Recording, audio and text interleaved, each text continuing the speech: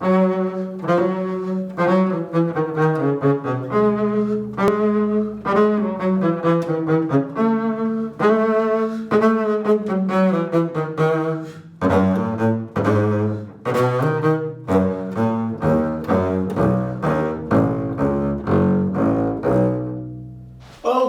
hello everybody. I hope you are all doing well. I am in all black because I am about to go to work. We have some recordings and rehearsal/recordings to do. We are well underway. The season launched last night. For the Philadelphia Orchestra, we are well underway with recording performances that will be available for later viewing, and I'll put that down in the description below. So you can get a link, so you can check out some of the Philadelphia Orchestra performances that we're doing socially distanced right now, recording at the Mann Center for the Performing Arts, outdoors, 90 feet from each other, yada yada yada. You'll see it. It's a little bit of a sight to behold, but we're making music, and that's what's important. I am looking at some Dvorak, because we're doing the Dvorak Serenade, which is interesting. It's so funny, and I think I always said, I always know the Tchaikovsky string serenade, that's very, very common, this,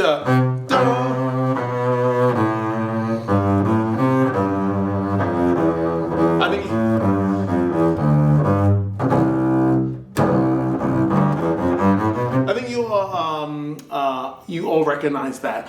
That is a very, very famous piece of music by Tchaikovsky, and actually, that's what the orchestra started with. And you'll probably catch on the thing, we're doing a lot of smaller string orchestra or chamber orchestra works. So we started that was kind of like our pre-season, and tomorrow we are recording the Dvorak Serenade. And I didn't grow up really knowing the serenade, and I always wondered why, because is it a bad piece of music? I don't know. You know why I didn't hear the Dvorak Serenade when I was growing up, or play it when I was younger? It's because it's hard. I think it's way harder. It's more nuanced than the Tchaikovsky string serenade, which is kind of a lot more. It's hard to say. It's a lot more muscly, but it's also. Yeah, it's just more muscly, and it's just I think it's easier to play well. Is that right? Yes. I think playing the Tchaikovsky string serenade is actually easier a piece to play well. Where the Dvorak has all these subtleties. The Dvorak is actually a really intense piece, even the opening. Let me go to the opening. You might know the dee da da da dee da da dee da da da. Now I know youth orchestras do play this piece, so I'm not saying that youth orchestras can't play, but I just think a lot of youth orchestras don't. It's so subtle. I mean, da da da da da da da da dee da dee da da da da da. I'm wondering the right key. Da da da da dee da da dee da. Oh, that was pretty good. Da da dee da da dee. Even this first pitch, y'all. Dee. It's just the how can I say the intricacies and the delicate nature of that. And that E major, and E major is not a great key for youth orchestras because it probably has 4 too many sharps. Young people feel like dealing with. So it's just not played that often. I think because of that. But it is a gorgeous piece of music. I actually played it, I believe, for the very first time in its entirety. May have been with the Philadelphia Orchestra about 5 or 6 years ago in a subscription concert. And it was really memorable because I heard this piece so much, but I just didn't know it. And to know it in that way was really a fantastic, wonderful, rewarding experience. I love Dvorak. Dvorak, we all know Dvorak. He's the one who, so that's one piece. That is Dvorak's Ninth Symphony.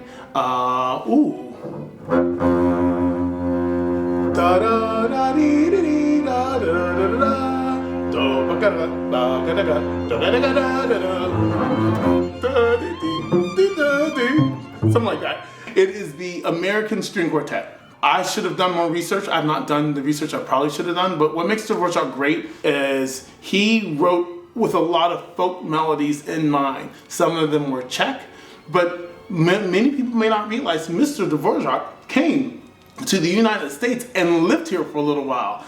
He lived in New York, where he wrote the New World Symphony while he was here, but he also lived in, I can almost remember the name of the town. He lived in Iowa, like Snellsville, something. So I don't know, I might be making stuff, but he did live in Iowa. That part I do know. And he picked up on a lot of the melodies of both African Americans and Native Americans and actually put those elements in his music. So in a lot of ways, I feel like Dvorak's music is really, for that reason, really approachable. It's almost like Bartok. I mean, it's not almost like, it actually is like Bartok, because Bartok took the music from smaller towns, basically music of the people, music that people sang, and he incorporated it and brought it to the concert hall in the pieces that he wrote. And of course, that's what made him famous. I mean, he studied this in great detail. So for that reason, Dvorak's music is always so warm and inviting.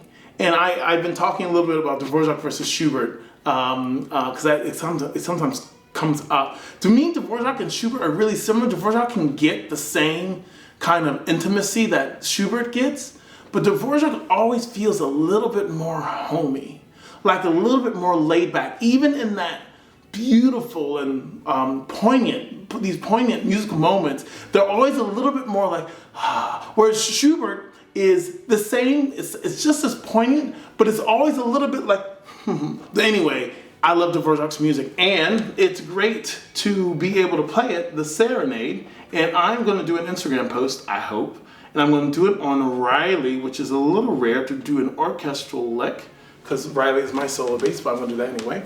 It's this one little lick. It's actually a little bit of a rare, and in this we can talk a little bit about the way the bass is developed and some techniques. Now, back in the day, maybe, oh my gosh, I can't believe I'm saying this. I'm just going to say, back in the day, when I was in college, fingerings were pretty traditional. So this lick has this, I'm playing it way louder, but just so where the notes are. If I was going to play it all on the same string,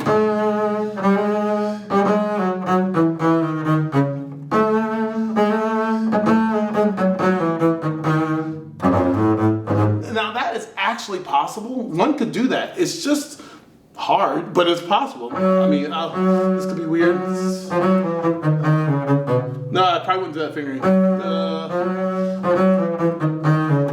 Then I probably wouldn't. The thumb thing, I gave that away. That was force of habit. So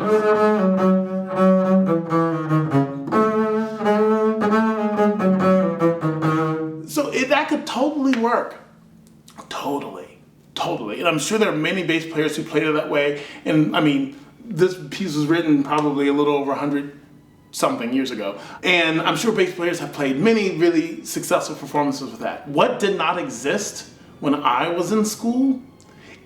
Okay, let me scratch that. What existed but was not necessarily mainstream like it is now are these thumb fingerings, using the thumb on the double bass to play more across. So instead of going up and down, we actually use the thumb so we can play across.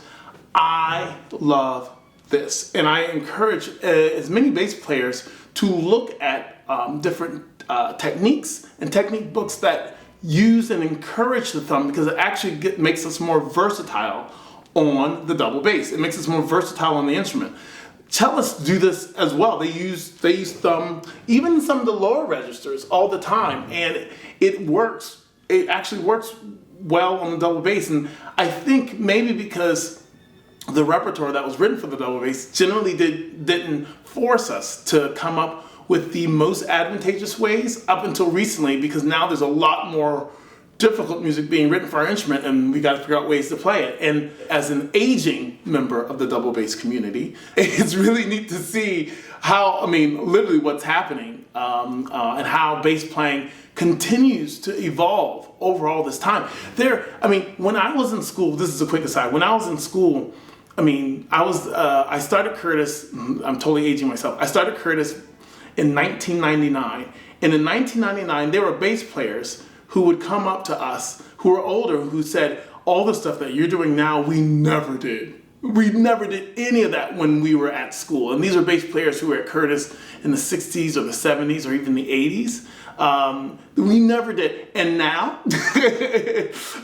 21 years later, I can say the things that students at Curtis are doing right now are things we never did while we were at school. It's just because it wasn't commonplace. So it's really neat to see how double bass playing has evolved, how the advent of technology, like my ability to speak to you right now, has allowed for us to be able to share in ways that we couldn't share before. So there are young players who are seeing bass players use their thumb, and that's normal.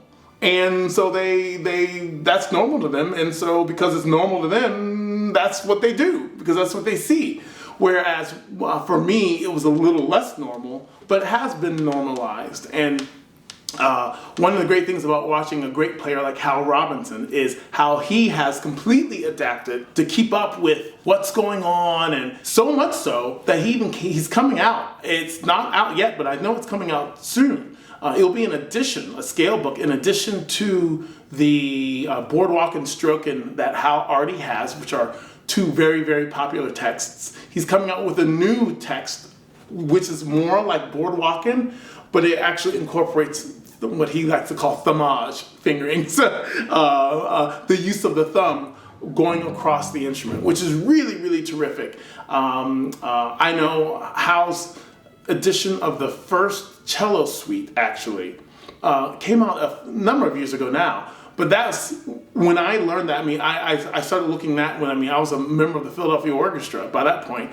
But it was super helpful for me for standardizing the thumb process and when to use the thumb and how to use the thumb, and coming up with ways that work for me. And that's really important to remember. Everything's not going to work for everyone. Just because one person uses one fingering and another person does another fingering doesn't mean you're both like different people. One is better than the other. It's just you've come to different conclusions to get to the same place. So different pathways can take us to the same destination. And that's what I hope you are able to glean from videos like this. So all that said, I cannot approach this excerpt by doing, I wouldn't do that finger. It would be, and then that, and I might be able to get it. That's great. One of the most important things that we want to work on in our playing in general is consistency. And for me, to have the huge leaps, to me, it increases the possibility of being less consistent. Again, these are decisions we have to make as we go. So instead of going down the bass, I might think about like, ooh, okay. Look at that. So if I just use thumb, we get F sharp and then E sharp to F sharp and then E sharp to F sharp to the E natural. So it's instead of 2-3, it's 3-1 and then thumb and then that's a fourth. So it's right across. So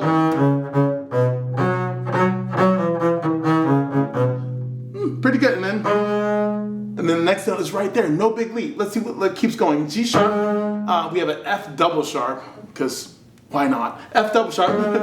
And then so that's how that half step. There it is, and the whole step to the, and then that's another fourth. That means it's right across.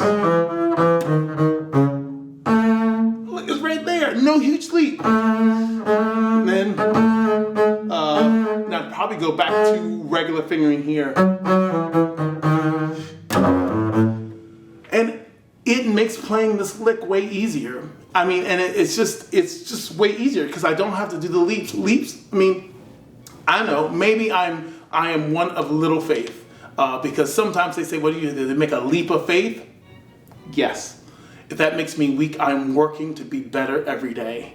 As my mom would always say, a bird in the hand is worth two in the bush. And that means like having a bird in my hand, like knowing I can do something is worth the possibility of basically anything, because I know I have this. And if I know I can do these shifts or these intervals using the thumb fingering where I don't have to leap versus I could leap and it could work, I'm gonna go with what I know.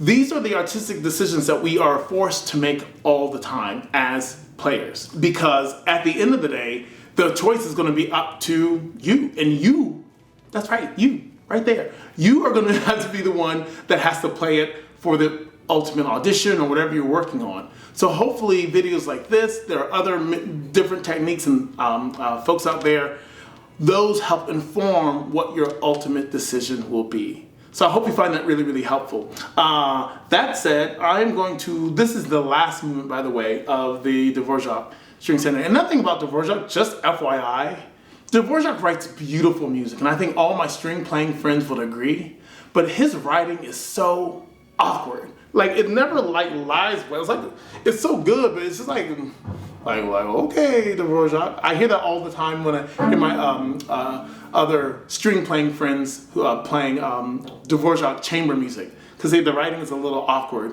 but beautiful. Okay, so I'm gonna work on this now. So.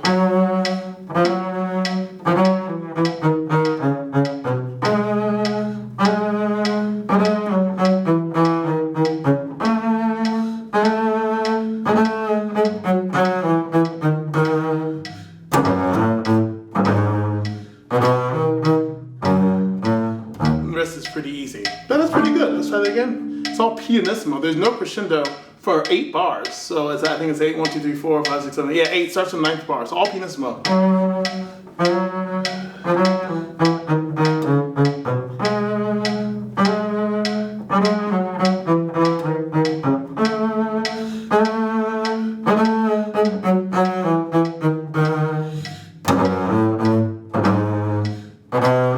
Now, the thing about this is something I like to tell, when I work with students all the time, is Mr. Dvorak is a pretty smart man.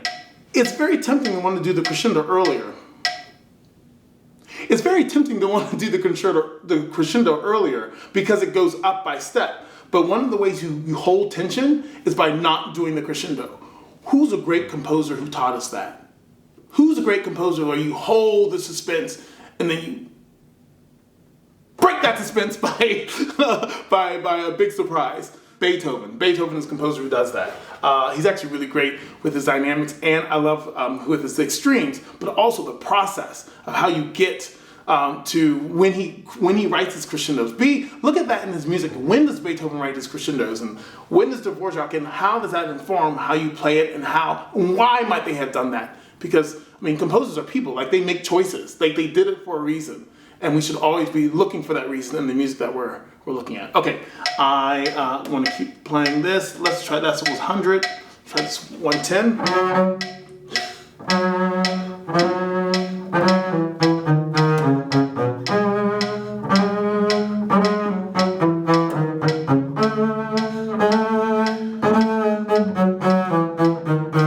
And what I really want to do is make sure these ups, because this bowing is the easy bowing to do. We always want to make sure that's really, really, really even. And I haven't listened to this yet, so maybe it's not even. I like to listen to myself, that's how I know. But that's one thing I'm going to be watching out for. And then intonation. And that's the other thing. Going from one bass to the other, not great for intonation. Not great. But I'm trying, y'all. I'm trying every day to be the best I can be. Okay, so...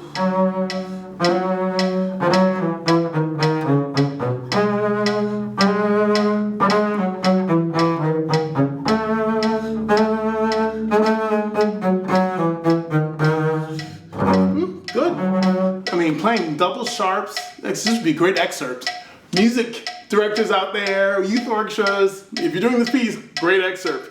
because of the fingering, because of the intonation, because of the key. There are accidentals all over the place. I mean, F double sharp, I mean, like, what is that? So, yeah, great, great excerpt. Let's try 130. Sorry, bass players, I know it probably just made your life harder, but it's good for you. It's like eating your Wheaties. I don't know if that even means anything to anyone. Eating your Wheaties, is that like a thing? Does anyone even know what that means? That's from TV from like the 1980s. Whew, yeah. Age is an interesting thing, y'all. Here we go. No.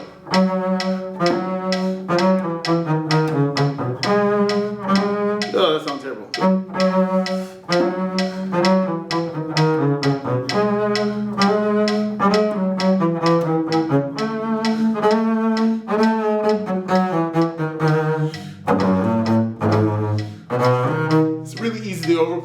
So I gotta like keep it a little confined. I can't really go for it like I can on Norma. Just honestly because of physics. The strings respond a little faster, so I can't. With Norma there's a little bit more give on the stroke. Let's see, 140, and then I'll probably do a listen. This is close to tempo, close.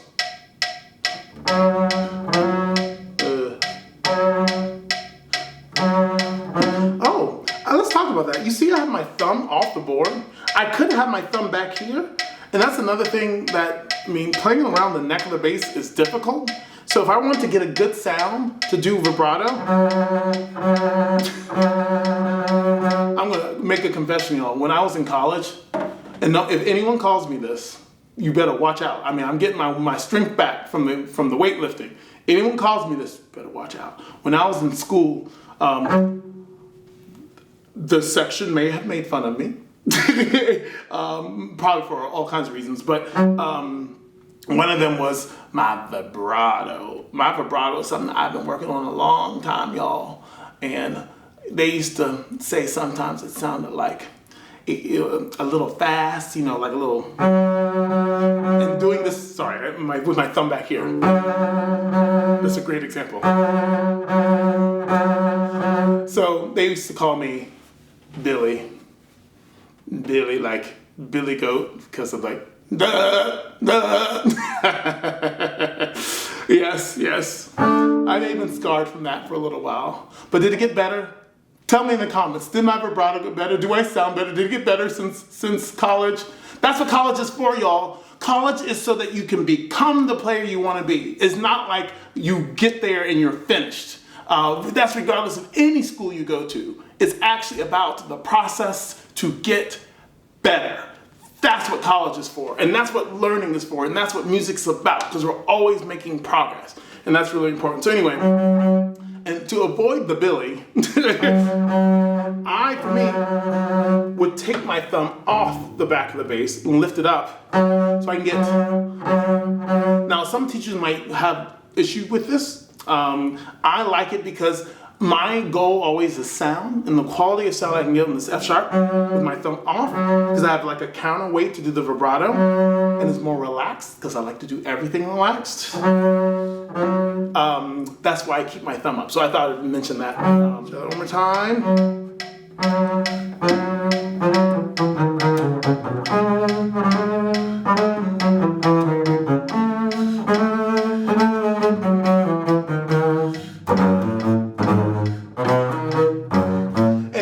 Dvorak is great about these accents, because it's very kind of a rustic feel. So he has this.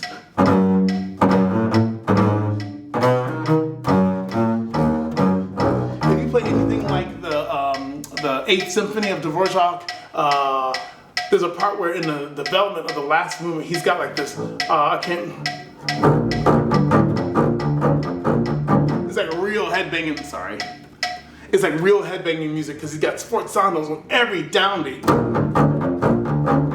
And that to me gives you some of the rustic earthiness of his music in the concert halls around the world. I just love that. I love that about Dvorak. So in my short amount of time, I'm going to listen to myself, see how bad I sound, and then come back with comments, and I'll let you know. Hello. Okay, so the verdict is, as I quickly try to get this done, the verdict is, and I should probably take my headset off after listening, the verdict is is not bad. I have a few things I need to do. One is I need to make sure I give enough time for notes to speak. So like I'm going, I need to make sure like I actually give that time to speak without being late.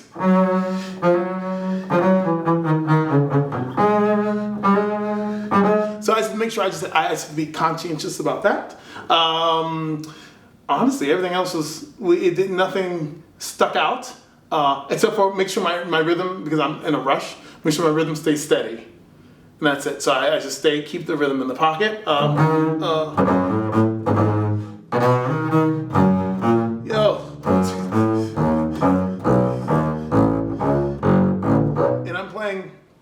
And I'm playing this excerpt on Riley, which is new experience, so I just don't want to overplay. So that's it. I'm gonna do some takes and see if any of this is worthy for the gram.